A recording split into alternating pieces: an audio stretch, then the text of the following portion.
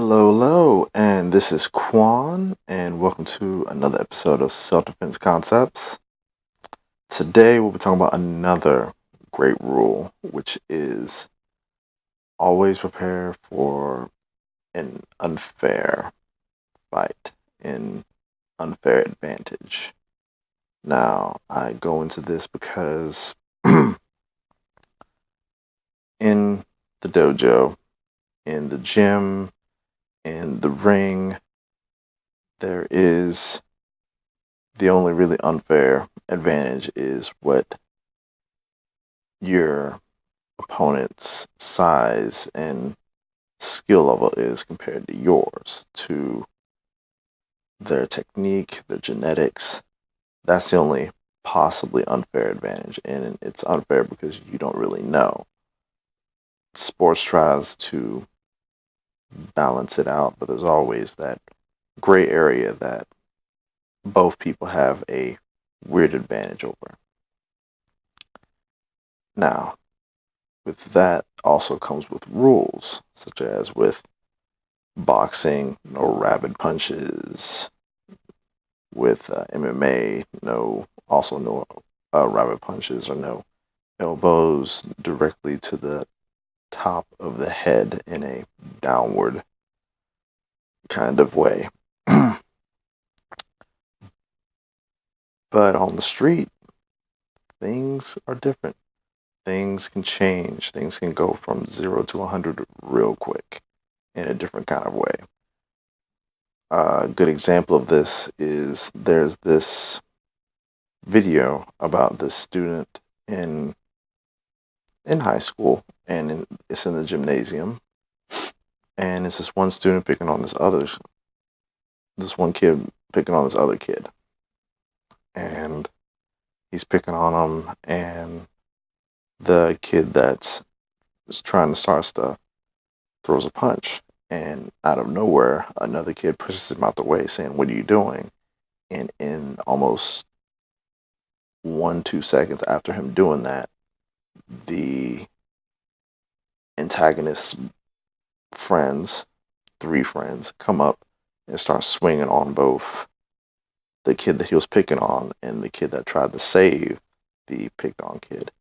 And you just see pretty much these 3 to 4 kids just beating on these 2 kids until pretty much the big kid, which I'm thinking could be the one of the few kids that's like teens, just shoves everyone down that's been picking on everybody and pretty much bounces out the whole thing. Streets can be like that. I mean, in public, you can have pretty much one person trying to start a fight, get in your face, but you could have 2 or 3 friends that are plotting to jump you as soon as you swing or as soon as he swings. It could be a mugger or jacker situation that comes up from behind you with a edged weapon or a blunt weapon or a gun. And it's always good to prepare for that kind of scenario. To prepare for the possibility that you're not just facing one opponent, you're facing multiple opponents. To prepare for the scenario that you're not just facing an enemy that is experienced in striking, that you're facing an enemy that knows his weapons from a stick to a knife to a gun. You have to prepare for that.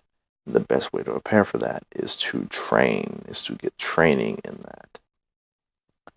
There are certain select arts that I know, of course, that I would know, that practice taking on multiple opponents.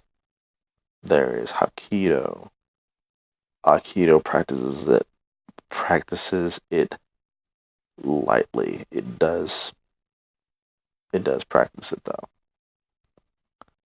Probably Krav Maga. I wouldn't know because I haven't took Krav Maga, but there are arts that pretty much focus on trying to take on multiple opponents and how to move around multiple opponents, how to act, how to strategize around multiple opponents. Same thing goes with people with weapons. You want to know how to defend yourself against a enemy who uses a stick or a knife. Pick up a stick and knife art, such as Kale.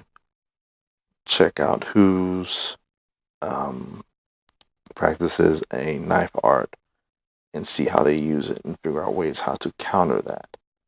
See what their thoughts on that. How to talk to them about how can you balance the ground if someone has a edge weapon. Same thing with a gun. Don't really, you know, practice with a loaded gun because that's too far. You want to have some realism, but don't get, too drastic because we don't want people to get hurt in training. We want people to learn in training, to get used to have a certain experience to go with that. But same thing with a person with a gun. Someone can have a fake gun, but practice a certain, talk to people who handle guns, like maybe law enforcement, or check in with certain martial arts that practice people being held up by guns and have their take on how they would counter certain things, how they would get out of a situation where a gun is in play. The fact is you have to get this training into your system. You have to get it into your bones because I'm not saying that you're that it's going to happen to you, but I'm saying it is possible. And that possibility alone should mean that you should have your bases covered so that when the time comes, you'll at least know how to handle the situation. You'll at least have a good grasp, a footing on what you can do to make sure that you and your loved ones get home safely. Because with self-defense, remember, that is the main rule. The main rule of self-defense is to use it so you and anyone that you care about in that situation, in that scenario, gets home safely. And with that being said, leave that in your brain. This is San Juan. Be safe, be aware, and deuces.